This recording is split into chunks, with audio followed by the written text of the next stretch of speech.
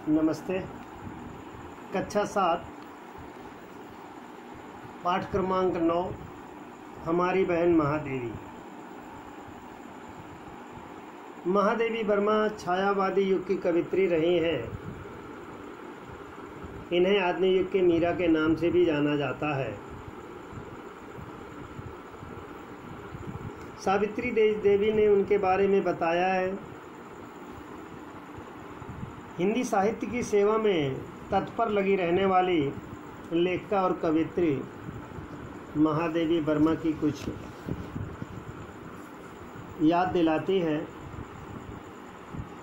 जो जीवन के मूल्यों में व्यक्ति को महसूस करती है। अरे क्या हुआ, क्यों रो रही हो? क्रास्तवेट स्कूल के छात्रावास में एक 16 वर्षीय किशोरी ने एक छोटी बालिका को कुचकारते हुए पूछा। बालिका दुलार पाकर सिसकियां भर भर के रोने लगी। अच्छा, यहाँ आओ, क्या बात है? अरे तुम्हारी जलेबियाँ किसने बिखेर दी? किशोरी ने फिर पूछा। चील झपट्टा मारकर गिरा गई, सिसकियां भरते हुए बालिका ने उत्तर दिया। रोने का कारण जानकर उनके मुंह पर मुस्कुराहट आ गई। बोली, अच्छा आओ हमारे कमरे में, हम तुम्हें और मिठास देंगे। उपर्युक्त घटना को लगभग 30 वर्ष हुए हैं। मैं उसी साल क्रास्तवेट स्कूल में दाखिल हुई थी। इन दिनों महादेवी बहन जी की उसी स्कूल में 8वीं या 9वीं कक्षा में पढ़ रही थी। बोर्डिंग हाउस में यह नियम था कि प्रातःकाल 6 बजे सबको प्रार्थना में उपस्थित होना पड़ता था। जग्गू हलवाई एक बड़े टोकरे में जलेबी या दाल से दोने में सजाकर प्रतीक्षा में बैठा रहता था। प्रार्थना के बाद जिज्जा, छात्रावास की सुपरिटेंडेंट, प्रत्येक कन्या को एक दोना मिठाई देती थी। मेरी जलेबी का दोना उस दिन चील झपट्टा मारकर गिरा गई और मैं शांतिलता की बेल की ओट में खड़ी होकर रोने लगी। न जाने कितनी देर तक इसी प्रकार रोती रहती यदि महादेवी बहन जी मुझे बहलाने न आती। वे मुझे अपने कमरे में ले गईं। पुचकार कर उन्होंने मुझे अपने दोनों में से 4 जलेबी खाने को दी। मैं तो जलेबी खाने में लगी थी और वो मेरी मोटी चोटी से खेल रही थी।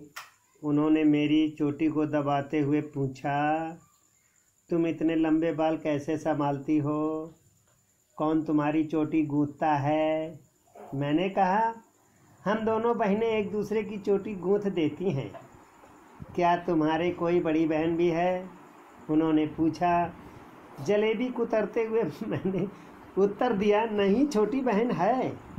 कुछ याद सा करती हुई बोली, ओह वही ना, गोल मुंह की गोरी सी लड़की, क्या नाम है? शकुंतला। मैंने सिर हिला दिया।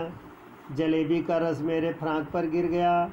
उन्होंने गीले तौलिए से मेरा हाथ, मुंह और फ्राक साफ करके मुस्कुराकर कहा, अच्छा आया करो कभी न कभी मेरे कमरे में, ऐसे खड़े होकर रोना या रोया नहीं करते। मैं शर्माकर भाग गई। उस दिन से महादेवी बहन जी के प्रति मेरे दिल में एक लगाव सा पैदा हो गया। उनकी चमकती आंखें खिलखिलाकर हंसना मनुष्य को बरबस अपनी ओर खींच लेती है। बच्चों के प्रति उनकी दिलचस्पी, गरीबों पर दया, प्रत्येक काम को अनूठे ढंग से करने की आदत उनके साथ बोर्डिंग हाउस में बिताए 4 सालों में भली प्रकार पता लग गया था।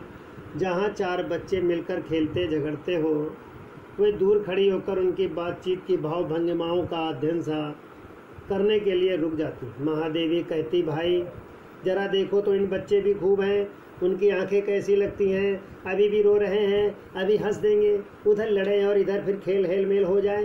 कितना प्राकृतिक है इनका व्यवहार, मन में मैल नहीं है। जैसे जैसे मनुष्य बड़ा होता है उसके मन में मैल जम जाता है। प्रस्तुत पाठ में प्रश्न इस प्रकार है, बोर्डिंग के स्कूल का नाम क्या था? जलेबी गिरने पर कौन रो रहा था? तीसरा प्रश्न है, जलेबी कैसे गिरी?